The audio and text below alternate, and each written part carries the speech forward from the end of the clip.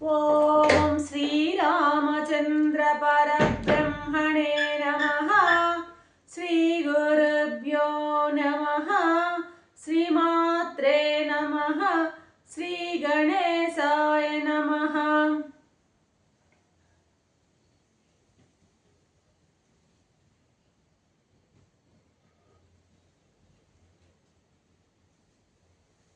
ప్రియాత్మ బంధువులారా, యోగ వాసిష్టం నిర్మాణ ప్రకరణము 530వ భాగం. అర్జునునకు శ్రీకృష్ణ పరమాత్మ అనాసక్త యోగాన్ని బోధిస్తున్నటువంటి సందర్భంలో ఉన్నామన్నమాట. అర్జునుడు అడుగుతున్నాడు కృష్ణ పరమాత్మని, దేవా, దేహవాసన అనేది ఎలా కలుగుతుంది, అది ఎలా నశిస్తుంది, నాకు వివరంగా చెప్పండి అంటున్నాడు అనమాట. సమాధానంగా కృష్ణ పరమాత్మ చెప్తున్నారు, అయ్యా, అనాత్మైనటువంటి అనాత్మ పదార్థాల మీద ఆత్మభావన పెట్టుకోవడమే ఈ దేహవాసనకి మూలము అంటున్నాడు. అనాత్మ ఏంటి? దేహం అనాత్మ. ఇందులో ఉన్నటువంటి ఇంద్రియాలు, ప్రాణము, మనసులో ఆలోచనలు ఇవన్నీ కూడా అనాత్మలు.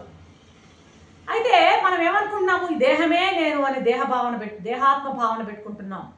ప్రాణమే నేను, ఈ ఉచ్ఛ్వాస నిశ్వాసాలు జరుగుతుంటే నేనే శ్వాసిస్తున్నాను అనేటువంటి ఆ భావనతో ప్రాణము నేను అనే అనాత్మ మీద ఆత్మభావన పెట్టుకుంటాం. మనసు ఆలోచిస్తుంటే ఆలోచనలన్నీ నేనే కంటున్నాను అని, నేనే చేస్తున్నాను, నేనే అనుభవిస్తున్నాను, ఈ భావనలన్నీ కూడాను అనాత్మపై ఆత్మభావనను పెట్టుకున్నందువల్ల జరిగేటువంటి నష్టాలన్నమాట. ఈ విధంగా అనాత్మ యందు ఆత్మభావన ఉండడం వల్లనే ఈ వాసన పెరుగుతుంది. అర్జున, ఎలా నశిస్తుంది అన్నావు కదా? ఎలా నశిస్తుంది అంటే కేవలం దీనికి జ్ఞానం వల్లనే, ఆత్మజ్ఞానం వల్లనే ఈ వాసనలు నశిస్తాయి. దేహవాసన నశిస్తుంది. ఆత్మజ్ఞానం అంటే ఏంది? ఆత్మను గురించి, ఆత్మస్వరూపాన్ని గురించినటువంటి ఎరుక. ఏమిటి ఆత్మస్వరూపాన్ని గురించిన ఎరుక? ఉన్నది ఒకే ఒక చైతన్యము, అదే నేనై ఉన్నాను, అదే అంతటా వ్యాపించి ఉంది, ఏకరూపంగా, సమంగా, అనంతంగా, నిరామయంగా వ్యాపించి ఉన్నటువంటి ఆ సర్వశక్తిమయము, సర్వవ్యాపకమైనటువంటి, సర్వశక్తిమైనటువంటి ఆ యొక్క చైతన్యం ఒకటే ఉన్నది అనేటువంటి భావనని అనుభవపూర్వంగా తెచ్చుకోవడమే ఆత్మజ్ఞానం అన్నమాట. ఎప్పుడైతే ఆత్మజ్ఞానం కలుగుతుందో ఈ దేహవాసన అలాగా తోకముడిచి పారిపోతుంది అంటూ, కుంతి కుమారా, నీవు ఆత్మను గురించి చక్కగా విచారించావయ్యా, నువ్వు సత్యాన్ని బాగా తెలుసుకున్నావు. అటువంటప్పుడు నీవుక వారు మా దాయాదులు, వారు మా జ్ఞాతులు, నేను యుద్ధం చేస్తున్నాను, వారికి ఏదో ఆపదలు కలుగుతున్నాయి, వారు వీరు, ఈ ప్రజలు నావారు, పరాయి వారు అనేటువంటి ఆ వాసనలన్నీ కూడాను నువ్వు త్యజించాలయ్యా నువ్వు. కాబట్టి అర్జున, వాసనలు గన లయమైతే జీవుడు లయమైపోతాడు. వాసనలు గన పూర్తిగా కారణ శరీరంలో ఉన్నటువంటి కర్మఫలాలు, వాసనలు పూర్తిగా నశించిపోయినట్లయితే జీవుడు ఇక లేనే లేడు. అర్థమైందా? వాసనా క్షయమే మోక్షము. వాసనలు లయిస్తే జీవుడు లయించిపోతాడు. దేన్ని ఆధారంగా చేసుకొని జీవుడు మనుతున్నాడు అంటే వాసనలు ఆధారంగా చేసుకుని జీవుడి యొక్క మనుగడ ఉన్నది. ఎప్పుడైతే వాసనలు, ఆ మూలాలు, జీవునికి మూలమైనటువంటి ఆ వాసనలు ఎప్పుడైతే నశిస్తాయో ఇక జీవత్వం కూడా నశిస్తుంది. ఇక జీవుడు ఎప్పుడైతే నశిస్తాడో దేశము, కాలము అన్నీ కూడాను లయమైపోతాయి. దేశం ఉండదు, కాలం, ఇవన్నీ గుణాలు. దేశం, కాలం, అర్థమైందా? ఇవన్నీ కూడాను గుణాలు, ఇవన్నీ కూడా లయమైపోతాయి. ఇక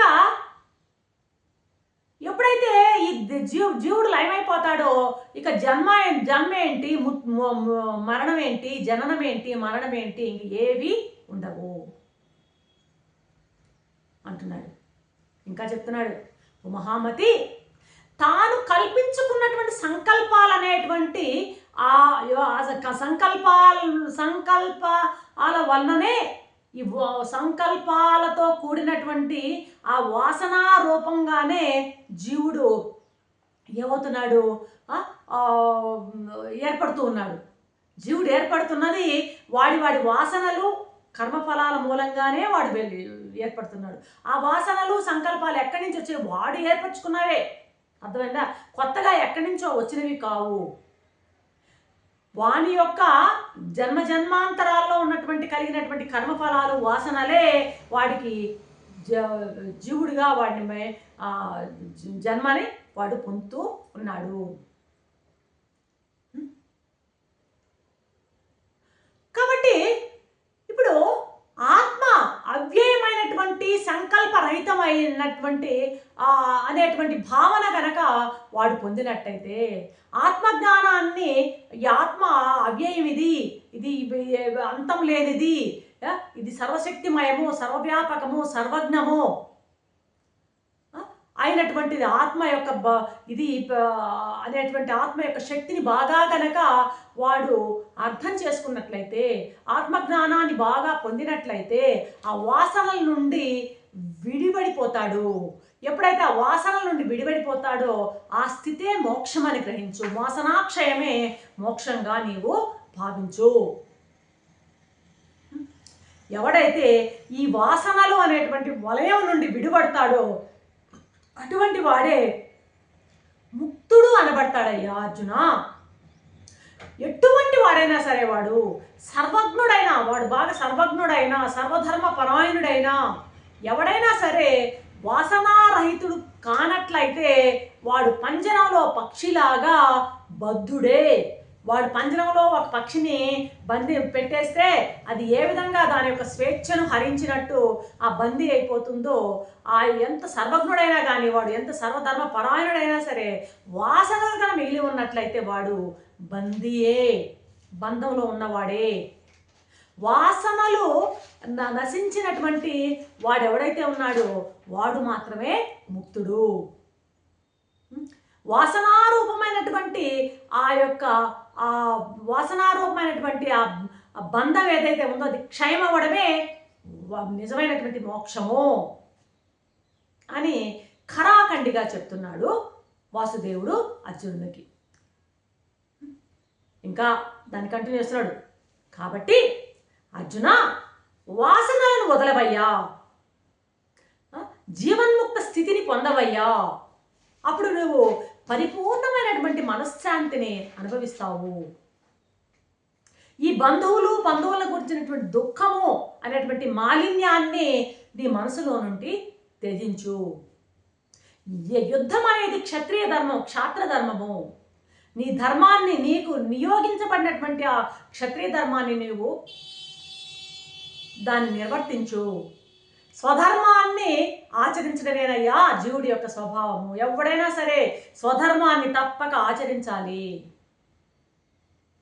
స్వధర్మ శ్రేయో నిరనహ అంటాడు కదా, అదే కేవలం అక్కడ ఏం చెప్తాడు భగవద్గీతలో అదే అదే అదే బోధ ఇక్కడ కూడా జరుగుతూ ఉంటుందన్నమాట. కాబట్టి జ్ఞాని ఎప్పుడు కూడాను సమస్థితులై ఉండాలి, బ్యాలెన్స్డ్గా ఉండాలయ్యా. ఎప్పుడు కూడాను ఆ శాంతమైనటువంటి సమస్థితిలో ఉండాలి. అసలు నువ్వన్నట్టు చంపబడేవారెవరు, చంపేవారెవరు? చంపబడేవారు, చంపువారు అనేటువంటి భేదాన్ని నువ్వు వదులు. ఎప్పుడైతే నేను చంపేవాడిని, వాళ్ళు చనిపోయేవాళ్ళు అనేటువంటి ఆ భేదం నీలో నశిస్తుందో అప్పుడు నువ్వు విమలుడిపై ఉంటావయ్యా. ఈ జగత్తు పుట్టడం కానీ క్షయించడం కానీ ఈ మనసులో ఎలాగైతే మనోరాజ్యం ఎలాగైతే సృష్టించబడుతుందో ఈ జగత్ సృష్టి కూడా అలాంటిదే. ఇహలోకంలో కూడాను మనసులో ఎలాగైతే వృద్ధి క్షయాలు ఆ మనసులో కలుగుతూ ఉంటాయో ఇహలోకంలో కూడాను ఈ వృద్ధి క్షయాలు, సృష్టి లయ స్థితి ఇవన్నీ కూడాను క్షణికాలేను, ఇవన్నీ లేనివే. కాబట్టి అర్జున, ఎప్పుడు కూడాను ఈ జగత్తంతా కూడా ఒక ప్రతిబింబం లాగా బ్రహ్మంలో ప్రతిఫలిస్తుంటుందయ్యా. బ్రహ్మం అంటే ఏంటి? జ్ఞానం. నీ జ్ఞానం అనేది ఒక పెద్ద దర్పణం అయ్యా. అది పెద్ద జ్ఞానం అనేటువంటి దర్పణంలో ఈ జగత్తంతా కూడాను ప్రతిబింబంలాగా కనిపిస్తోంది. ఆ జగత్తు కనిపించడానికి ఆధారం ఏది అంటే బ్రహ్మం. బ్రహ్మం అనేటువంటి దర్పణం, బ్రహ్మమే దానికి ఆధారం. కాబట్టి నీవు అభ్యాసంతో సత్యజ్ఞానాన్ని బాగా పొందు. నువ్వు ఆ సత్యజ్ఞానాన్ని హృదయంలో నిలిపి వాసనా బీజాలని అన్నిటినీ కూడాను క్షయం చేసుకునేటువంటి ఆ సాధన నీవు గట్టిగా చేసి ఆ వాసనలన్నీ పోగొట్టుకో అని బోధ చేస్తున్నారు శ్రీకృష్ణ పరమాత్మ. వెంటనే అర్జునుడు మన 18వ అధ్యాయంలాగా, అచ్యుత నీ అనుగ్రహంతో నా మోహం అంతా నశించిందయ్యా, నాకు ఆత్మస్మృతి లభించింది, నేను ఇప్పుడు సందేహాలన్నీ నష్టో మోహ స్మృతిర్లబ్ధ అంటాడు అక్కడ. అలాగా నా సందేహాలన్నీ పోయాయి. నీవు చెప్పినటువంటి బోధ నాకు బాగా నేను ఆకలింపు చేసుకున్నాను, నీ మాట నేను పాటిస్తాను అని ఇక ఆ భగవంతుడి చేత ఉపదేశించబడినటువంటి ఆ అర్జునుడు సంపూర్ణంగా శోక విముక్తుడు అయినాడట. రేపటి ఎపిసోడ్లో ఏం చెప్తారో చూద్దాం. అంతవరకు సెలవు. సర్వం శ్రీరామచంద్ర చరణారవిందార్పణం. ఓం శాంతి శాంతి.